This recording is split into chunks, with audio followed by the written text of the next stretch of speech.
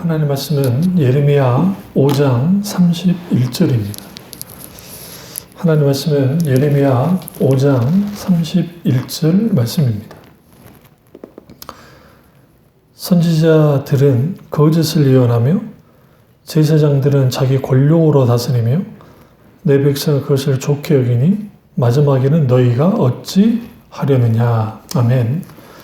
말씀 제목은 무기력한 삶의 뿌리 영혼의 실증이라는 말씀입니다. 무기력한 삶의 뿌리 영혼의 실증이라는 말씀으로 오늘 나누겠습니다. 우리가 하나님을 바로 알지 못할 때 관계가 틀어집니다. 그렇게 좋았던 하나님과의 관계가 싫어지다 보면 권태기로 접어듭니다. 그러면 가장 먼저 일어나는 현상은 마음으로부터 하나님이 떠나게 되고 그토록 내가 사모하고 좋아했던 또 기꺼이 중요하게 여겼던 예배에 대해서 또 기도에 대해서 찬양에 대해서 기타 모든 것에 대해서 이제 서서히 손을 놓기 시작합니다. 영혼의 실증은 영적인 권태감인데 이 영적인 권태감이 지속되어지면 이후로 하나님에 대한 반감을 하는 것까지 나아가게 됩니다. 그렇게 되면 하나님을 향한 사랑의 생명력을 잃어버린 무기력한 신자가 하나님을 대적하고 반역하는 대로 진입하게 되는 거예요. 근데 이것이 처음부터 그렇게 되어지는 건 아니고 이제 하나님과의 관계 속에서 하나님을 지겨워하는 겁니다. 이게 마치 사람과 사람 관계, 연인과 연인 사이에서 권태감을 느끼듯이 하나님께 대하여도 그럴 수 있는 겁니다. 이제 그렇게 되어지면 그 권태감이 커지면 더 이상 하나님과의 만남이, 하나님과의 사귐이 재미없어지는 거예요. 그러면 오늘 본문에서 읽었던 예레미야가 5장 31절에 선지자들은 거짓을 예언하고 제사장들은 자기 권력으로 다스리며 내 백성을 그것을 좋게 여기니 마지막에 너희가 어찌하려느냐 하는데 여기서 우리는 뭘 알 수 있냐면 하나님과의 관계가 이제 문제가 되어지면 하나님이 지겨워지면 나를 기쁘게 하고 나를 즐겁게 한 그런 설교들, 그러니까 이제 예레미야서에서는 그들을 향해서 거짓을 예언한다고 하지만 여기서 말하는 선지자들은 그 당시에 주류 선지자들이었습니다. 주류 제사장들, 그 사람들이었어요. 후에 이들이 정말 가짜라는 것은 판별이 됐지만요. 실제로 그 시대도 가짜였지만 그 시대의 이스라엘 백성들이 인정하지 않았기 때문에 그렇습니다. 그런 사람들인데 그들이 어떤 상태에 있었느냐? 자기들이 좋아하는 것, 원하는 것만을 이제 받아들이는 거예요. 그러니까 우리가 신앙생활 하다 보면 진리 있는 그 말씀 그대로의 말씀을 들으면 그게 좀 때로는 설교를 듣다 보면 이게 좀 거북스럽고 받아들이기 힘들 때 있어요. 그러니까 그 말씀이 이제 지겨워진 거죠. 또 내가 일주일 동안 이렇게 힘들게 어렵게 사는데 교회까지 와서 이렇게 싫은 말씀들을 드려야 되는가. 주일날만 해도 힘이 되고 위로 주고 으쌰으쌰 해주는 설교를 들으면 좋을 것 같은데 라고 여기는 분들이 많을 겁니다. 물론 하나님의 말씀 가운데는 설교 속에는 위로가 되는 설교가 분명히 있는 것은 사실입니다. 그러나 여러분 여기에서 한번 예수님의 설교를 한번 쭉 보세요. 또 선지자들의 설교를 구약에서 쭉 보시면 거기에 설교라는 것은 결국은 인간이 듣고 싶어하는 것을 전하는 게 설교가 아니고 각 사람에게 그 시대에 그 시점에 맞게 하나님이 하고자 하는 말씀을 이제 하는 게 설교입니다. 그러나 영혼의 실증 상태에 빠지게 되면 이제는 자기가 듣고 싶어하는 거, 원하는 것만을 들으려 하지 결코 하나님께서 우리에게 지금 당장 필요로 하는 말씀을 주는 것을 싫어합니다. 그러다 보면 이 하나님에 대한 이 실증이 하나님을 향한 거룩한 의무에 대한 권태감을 가져오게 하고 결국 이것이 더 나아가면 설교 말씀을 듣는 것을 싫어하게 됩니다. 그래서 우리 신자는 영혼의 실증을 경계해야 돼요. 예레미야 5장 21절에 보면 어리석고 지각이 없으며 눈이 있어도 보지 못하며 귀가 있어도 듣지 못하는 백성이여 이어 이를 들을지어다. 여러분 이 말씀에서 우리는 무엇을 느껴야 되냐면 하나님의 한탄이에요. 눈이 있어도 보지 못하고 귀가 있어도 듣지 못하는 백성이여 좀 들어라는 거죠. 우리가 이런 상태에 빠지지 않으려면 내 속에, 내 속 사람이 하나님을 향한 영혼의 권태감이든 영혼의 실증 상태에 있는지 아닌지를 분명하게 분별하셔야 돼요. 그래서 영혼의 실증을 경계하고 우리 영혼으로 하여금 지속적으로 하나님의 아름다움을 말씀을 통해서 접해야 돼요. 그런데 이게 되지 않으면 이 영혼의 실증이 한 발 더 나가면 실질적인 육체적인 게으름으로도 나타납니다. 삶의 게으름으로.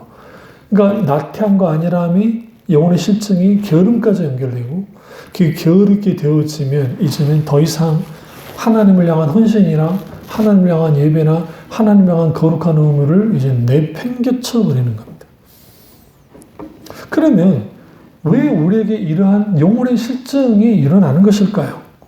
그는 근본적으로 인간이 죄로 인해서 부패했기 때문이고 첫 번째, 다른 하나는 인간이 불완전하기 때문에 그렇습니다.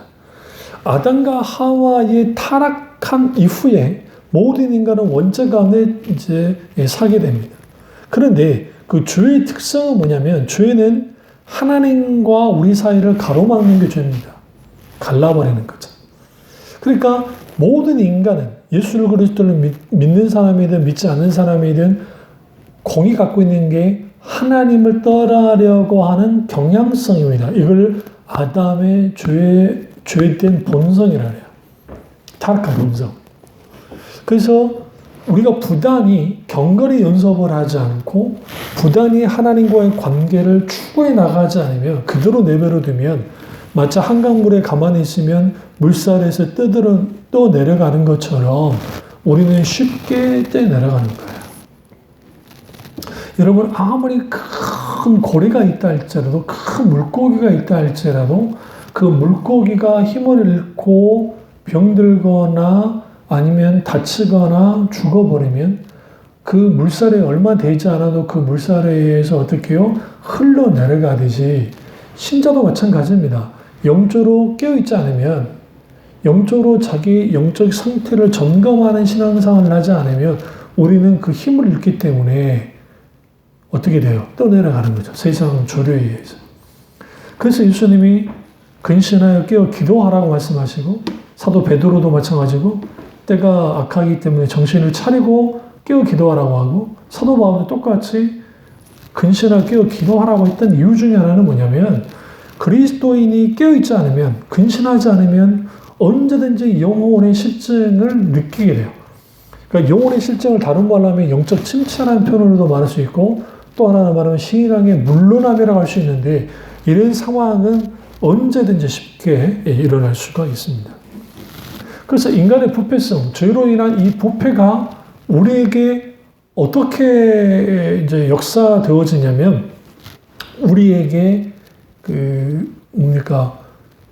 이 부패성이 하나님을 향한 영혼의 실증으로 가게 만들고 또 하나는 불완전함인 거예요. 그러니까 불완전하다는 것은 인간은 어디인가 기댈 게 필요한데 그 기대는 게 우리가 사람에게 기대고 물질에 기대고 환경에 기대면 그 불안함이 촉발됩니다. 우리가 기대할 수 있는 분은 하나님 외에는 없어요. 사실. 그러나 우리는 그 하나님이 눈에 보이지 않기 때문에 하나님께 기대기보다는 때로는 사람에게 기대는 일들을 합니다. 그래서 오늘 우리에게 필요한 것은 예레미야 시대의 이스라엘 백성들이 아주 하나님과의 관계가 치명적이라고 할 만큼 문제가 있었습니다. 그래서 그들은 이미 마음으로부터 하나님을 떠났고 이제는 그들이 하나님이 하고자 하시는 그 말씀보다는 자기들이 원하는 말씀을 원했어요. 예레미야 6장 13절과 14절을 보시면 이는 그들이 가장 작은 자부터 큰 자까지 다 탐욕을 부리며 선지자로부터 제사장까지 다 거짓을 행함이라. 그들은 내 백성의 상처를 가볍게 여기면서 말하기를 평강하다 평강하다 평강이 없도다 라고 말합니다. 그러니까 적은 자부터 큰 자까지 탐욕을 부렸다. 그게 이 예레미야 시대인데 선지자부터 제사장까지 거짓을 행했다는 거예요. 여러분 어느 시대나 마지막 보루는 목회자인데 선지자와 제사장이 거짓을 행했다는 거 얼마나 무서운 말씀입니까? 그런데 백성들의 상처가 치명적이었는데 그 치명적인 상처를 향해서 괜찮아 아무것도 아니야 평강하다 평강하다라고 말하는 거예요. 근데 진정한 평강이 없다고 주님 말씀하십니다. 그래서 여러분 내 마음속에 있는 영혼의 실증은 누구에게나 올 수 있다. 하나님과의 관계된 권태감도 쉽게 찾아올 수 있습니다. 그래서 여러분 우리가 몸매를 관리하고 또 얼굴 동안 관리를 하고 하지만 영혼 관리에 마음 관리에 힘쓰는 사람들 그렇게 많지 않습니다. 오늘 반드시 마음 관리, 영적 관리에 힘을 써야 됩니다. 그 대표적인 게 옛 자아를 십자가 앞에 매 순간순간 죽이지 않으면 우리는 항상 하나님을 향해서 영혼의 실증에 있을 수 있습니다. 그래서 우리는 반드시 내 속에 있는 잘못된 옛 자아, 그러니까 깨뜨려진 이 옛 자아가 언제든지 되살아날 수 있기 때문에 십자가에서 죽여줘야 돼요. 만약 그러지 못하면 성경에 말하듯이 육신에 속한 사람으로 가게 되어집니다. 로마서에 말한 것처럼. 그러면 하나님으로부터 자꾸 멀어집니다. 그러니까 여러분 이게 아셔야 돼요. 하나님의 은혜가 떨어지면 은혜로부터 벗어나면 그토록 내가 좋아했던 예배, 찬양, 말씀, 사모했던 것들이 사라지고 다른 것들을 좋아하게 돼요. 그게 드라마일 수도 있고 그게 스포츠일 수도 있고 그게 쇼핑일 수도 있고 아니면 또 여행일 수도 있고 아니면 친구들과 수다 떠는 것일 수도 있고 때로는 맛있는 거 먹는 것일 수도 있고 이렇게 되어지는 거예요. 그러니까 이전에는 그렇게 중요시 여기지 않았던 것들을 더 중요시 여기고 그러니까 하나님에 대한 사랑이 식어지면 대체품이 필요하니까 다른 것을 사랑하게 됩니다. 이게 좀 더 계속되어지면 이제는 정말 깊은 영적인 침체 속에 빠져서 온갖 눌림 속에 있게 되어지고 심하면 하나님을 떠나기도 하는 또 그게 아니라고 한다면 이제는 교회를 왔다 갔다 하되 그냥 왔다 갔다만 하는 이런 분들을 제가 좀비 교인이라고 표현하는데 좀비처럼 왔다 갔다 하고 돌아가 버리는 그런 존재가 되어버리는 거예요. 그러면 이제 여기서 참 중요한 게 뭐냐면 하나님의 은 안에 있으면 사랑의 정서가 감정이 깊어지고 아주 충만하지만 그러나 영적인 권태감, 신앙의 어떤 실증 속에 있게 되어지면 정서가 메말라져요. 정서가 메말라지니까 이제는 하나님에 대한 사랑이 식어지고 하나님에 대한 사랑이 식어지면 하나님과의 사랑의 관계가 깨집니다. 물론 하나님은 여전히 우리를 사랑하십니다. 그러나 내가 하나님을 버리는 거죠. 우리는 버리지 않았다고 생각하지만 왜? 여전히 교회 나오고 여전히 교회 일을 하니까. 그러나 정작 우리의 속 사람 속에서는 깊은 갈등을 이제 하는 거죠. 그러면 영혼의 실정에는 세 가지 직접적인 원인이 있습니다. 첫째는 온전함을 추구하지 않음으로 영혼의 실정이 생기는 거예요. 이 온전함이라는 건 뭐냐면 내가 거룩하니 너희도 거룩하라고 하는 주님의 말씀이 있는데 인간이 하나님처럼 거룩해 줄 수는 없습니다. 근데 왜 하나님이 그 거룩을 요구하셨을까요? 그 이유는 뭐냐면 모든 하나님의 사람들, 하나님의 백성들은 하나님의 온전함을 추구해야 됩니다. 그러니까 우리의 능력과 우리의 힘으로는 절대로 하나님처럼 될 수 없어요. 거룩해 줄 수는 없어요. 그러나 적어도 우리의 태도와 방향은 거룩으로 가야 돼요. 하나님을 향한 온전함으로 가야 돼요. 그래야 거기에서 뭐가 있게 되어지냐면 우리 영혼이 타락하지 않아요. 그러니까 우리가 어떤 그 진흙 길을 걸어가는데 우리가 진흙을 가다 보면 우리가 어쩔 수 없이 거기에 신발이나 뭐든 더럽혀지잖아요. 그럼 그걸 빠는 걸 해야죠. 그게 마치 온전함을 추구하는 거죠. 그래서 신앙은 결국은 온전함을 추구해야 돼요. 어떻게 추구해야 되느냐? 하나님에 대하여, 말씀에 대하여, 선한 일들에 대하여 우리는 온전함을 추구해야 돼요. 그러지 않으면 영혼의 실정의 불길처럼 번지는 겁니다. 그래서 우리는 하나님과의 관계 속에서 더 적극적으로 하나님을 향한 열애를 하셔야 돼요. 열정적인 사랑을 하셔야 됩니다. 그래서 더 많은 교제 시간을 가져야 되고 더 말씀을 묵상해야 되고 성령의 놀라우신 충만한 은혜, 기름 부음 속에서 그 생수의 강을 넘치는 그 성수의 강을 경험해야 돼요. 이런 모든 것들이 하나님 그분을 찾고 그분의 온전함을 추구해 나갈 때 생기고요. 두 번째는 하나님의 은혜로부터 멀어졌기 때문에 영혼의 실증이 생기는 겁니다. 그러니까 은혜로부터 멀어진 이유는 뭐냐면 내가 이제 하나님 은혜를 받았어요. 그런데 대부분 한국 교회에서 은혜 받았다고 하면 기분이 좋아지고 울고 웃고 뭐 막 그런 감정작용만을 말하는데 물론 은혜의 한 단면이긴 합니다. 근데 그 하나님의 은혜는 단순히 감정적으로만 오는 건 아니고 이거예요. 나는 어떤 것을 감당할 수 없는 사람인데 갑자기 하나님 은혜를 베푸시니까 그 감당할 만해지는 거죠. 그러니까 은혜에 대한 정의가 이거예요. 은혜는 값없이 주신 하나님의 호의예요. 호의를 베풀어 주시는 것. 그걸 값없이 주신 하나님의 선물이기도 하고 기프트죠. 근데 그 선물인데 또 하나의 은혜의 의미 속에는 도우신 하나님의 임재. 그러니까 나는 그렇게 살 수 없는데 하나님이 그렇게 만들어 주시는 게 은혜예요. 그럼 그 은혜는 어떤 사람에게 주어지느냐? 은혜를 구하는 사람이에요. 항상. 하나님의 은혜를 구하고 하나님 말씀을 사모하는 사람들 속에 성령의 충만함을 간절히 구하는 자들 속에 하나님의 은혜가 있습니다. 근데 그 은혜로부터 멀어지면 멀어질수록 우리는 영혼의 실증이 오고 세 번째로 영혼의 실증이 오는 실제 원인은 뭐냐면 마음을 지키지 않았기 때문에 그렇습니다. 우리는 마음을 지켜야 됩니다. 뭐로 지킬 만한 것보다 내 마음을 지키라. 생명의 근원이 이 사람이라고 잠언서 4장에서 말합니다. 그러면 여기서 지키는 마음은 뭐냐? 그 온전한 부드러운 마음이에요. 그 부드러운 마음을 지켜야 돼요.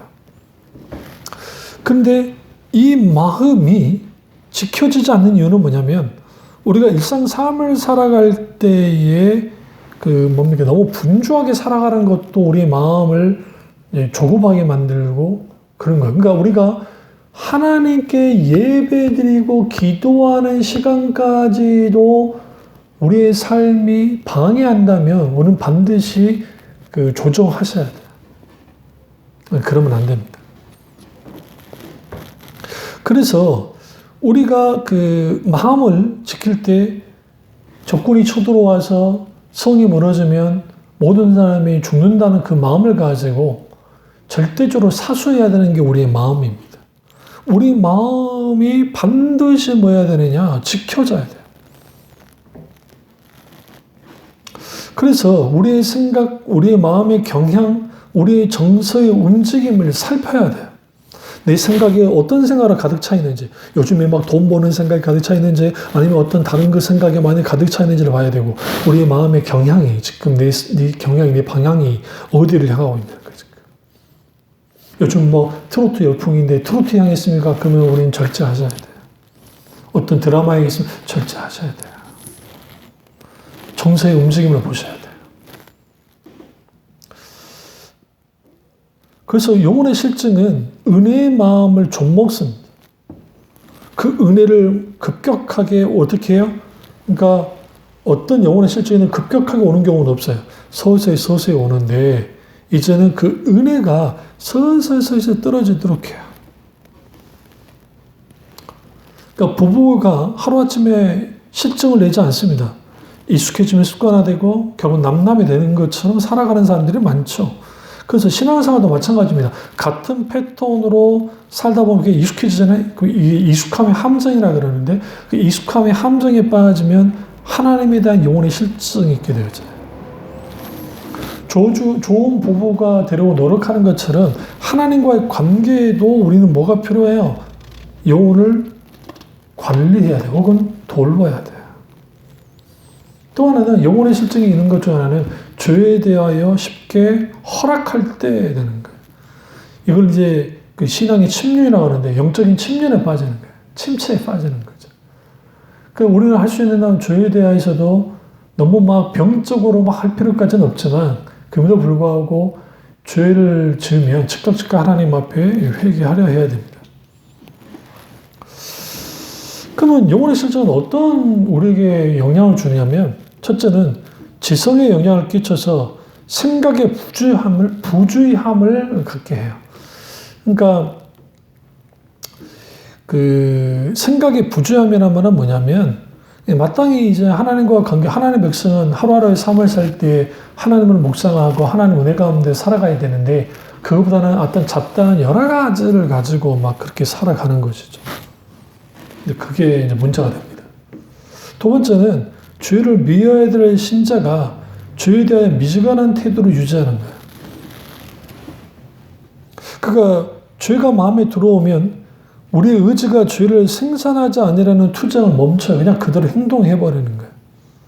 그래서 실증을 뒤따르는 것이 죄이기 때문에 매우 위험합니다. 영혼의 실증은 마음에 영향을 주어서 생각을 부주의하게 만들고 정서는 죄를 미워하지 않게 만들고 의지는 죄와 더불어 싸울 수 있는 뭘요? 의지까지도 상실하게 만들어요. 이게 그 한마디로 마음의 상태를 정의하면 여기 영적 태만 상태에 빠지는 거예요. 영적 태만 상태에 빠지면 이제는 거기로부터 우리는 뭐 하게 되냐면 예수 믿는 사람이긴 하는데 믿지 않는 사람하고 큰 차이가 없게 만듭니다. 그리고 영혼의 실증은 거룩한 마음의 틀을 공격하고 깨뜨려요. 기도의 실천에 대한 의지도 무너뜨리고요. 예배에 대한 기대감 이제 사라지지 옛날이고 하나님께 예배 드리는 것은 이제 의식과 그 의무이기 때문에 그냥 할 뿐이지 정말 하나님께 영광을 드리기 위해서 하는 예배를 드리지 않게 되는 겁니다. 더 큰 문제는 하나님에 대하여 이제는 열렬히 사랑하지도 않지만 그렇다고 해서 하나님을 또 미워하지도 않아요. 델도로 데려가 되는 거죠. 이런 영적인 권태감에 딱 빠지게 되어지면 우리는 자꾸 계속 침체에 빠지고 그러니까 오늘 예레미야 시대의 이스라엘 백성들처럼 자기들이 원하는 것만을 추구해 나가는 거야. 이미 나라는 이제 멸망 직전까지 갔는데 불구하고 평안하다는 거죠. 아주 무기력한 하나님 백성이 되어버리는 거예요. 그러니까 여호와가 구원받은 신자가 마땅해야 될 어떤 신성한 의무들, 거룩한 의무들은 이제는 팽개쳐버리고 이제는 뭐 하느냐?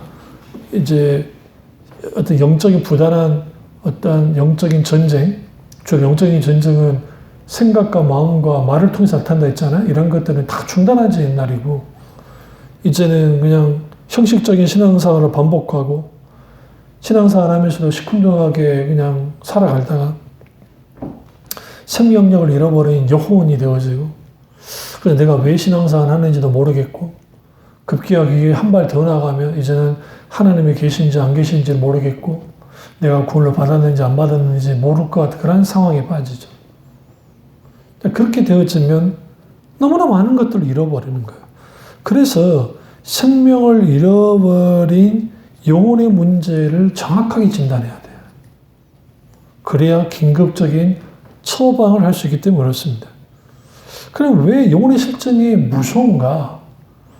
왜 이게 이렇게까지 우리에게 위협을 가하는가? 그 이유가 있어요. 네 가지를 무너뜨리기 때문에 그렇습니다. 실증, 영혼의 실증이. 첫째는 하나님의 은혜를 무너뜨립니다. 은혜를 한꺼번에 무너뜨려버려요.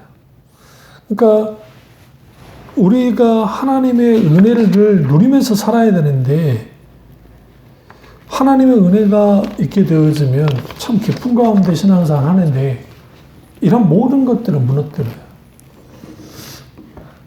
그럼 왜 그 은혜가 사라졌을까 하면 여러 이유가 있을 겁니다. 너무 큰 고난을 당해서 힘들고 어려운 일이 있어서 그럴 수도 있고, 또 하나는 자기가 영적 관리를 못해서 그럴 수도 있고, 또 하나는 시험이 들어가지고 그 시험 때문에 그럴 수도 있고, 때로는 여러 가지 어떤 태만 때문에 이유는 있겠지만, 분명한 것은 그러한 모든 것들이 은혜를 무너뜨리는 거예요. 그 영혼의 실증. 두 번째는 기도의 실천을 무너뜨립니다. 나는 기도해야지, 기도가 안 되는 거예요. 그래서 영혼의 실증은 신자에게 기도를 파괴시켜서 쓸모없는 신자를 만드는 거예요. 흔히 이런 말 하죠. 너무 바빠서 기도할 시간이 없다고. 얼마나 그랬으면 책이 있잖아요. 바빠서 기도합니다라는 책도 있잖아요. 그렇지 않습니다. 마음이에요. 아무리 바빠도 마음이 있으면 기도합니다.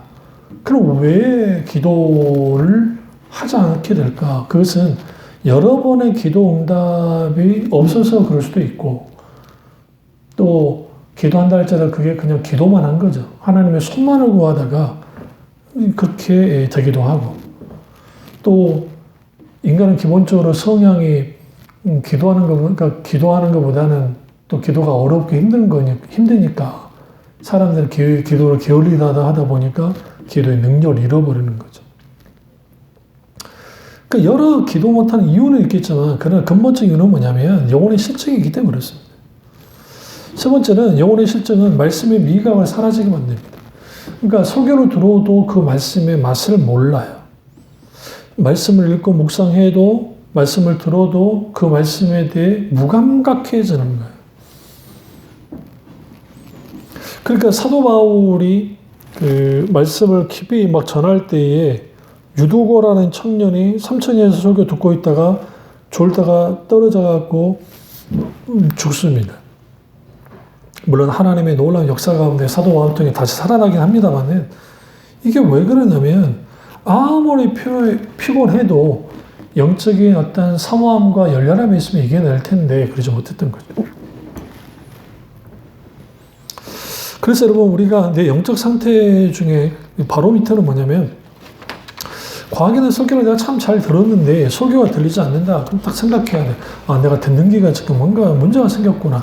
내 영혼에 내가 영혼의 실증 속에 있구나를 분명하게 알아야 돼요.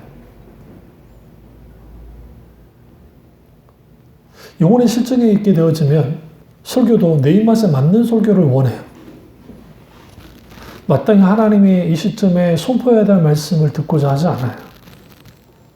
그럼 이제 반응은 이거죠. 아, 그러면 목사님의 설교를 참 잘못하고 있어. 왜 우리 목사님은 치는 설교만 하지? 왜 듣기 싫은 설교만 하지? 그리고 우리 목사님의 설교는 시대로부터 뒤쳐졌어. 21세기에 살면서 이런 세상에서 어떻게 말씀을 다 지키면서 살 수 있겠어? 라고 하는 갖가지 자기들만의 어떤 주장들이 이제 있는 거죠. 또 우리 목사님 설교는 너무 재미없어. 목사님 설교는 지루해. 기타 등등 여러 가지 이유를 댑니다. 근데 이제 중요한 거는 왜 그런 일이 벌어지느냐라는 거예요. 설교하는 목사님이 잘못해서 그럴 수도 있겠지만 상당 부분 영혼의 실증 속에 있기 때문에 그래요. 그래서 영혼의 실증 가운데 있게 되어지면 신앙의 본질에 속한 설교들을 듣기 싫어합니다. 뭔가 힘주고 용기 주고 으쌰으쌰 I can do it, you can do it, we can do it 할 수 있다고 하는 그 본용주의적인 설교, 적극적 사고방식의 설교들을 선호하죠. 그러다 보면 말씀에 대한 미각이 사라지면 거기에 맛이 뭔지를 몰라요. 그러니까 이제 설교 말씀에 대한 분별력이 사라지죠.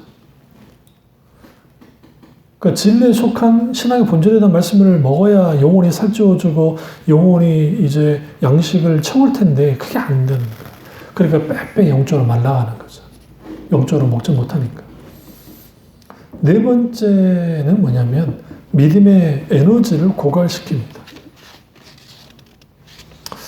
고갈되는 거예요. 그러니까 그 믿음의 에너지가 고갈된다는 거는 뭐냐면 우리가 영혼의 실증 속에 있게 되어지면 믿음이 질식되어져요.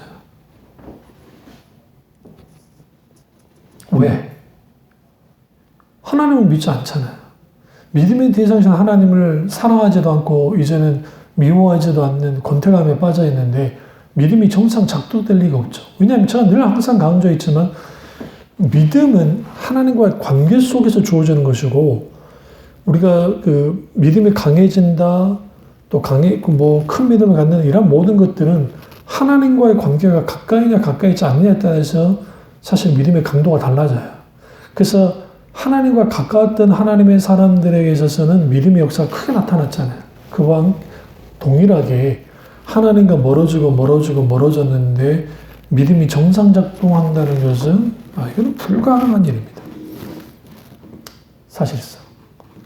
그렇기 때문에 어떻게 해야 돼요? 어떻게? 영혼의 실존으로부터 벗어나야죠. 근데 그 영혼의 실존으로부터 벗어나고는 싶은데 그게 안 돼요. 그래서 우리가 조심해야 할 게 영혼의 실증 상태에 빠지지 않도록 더 깊은 단계로 가지 않도록 빨리 분별해야 돼요. 빨리 알아차야 돼요.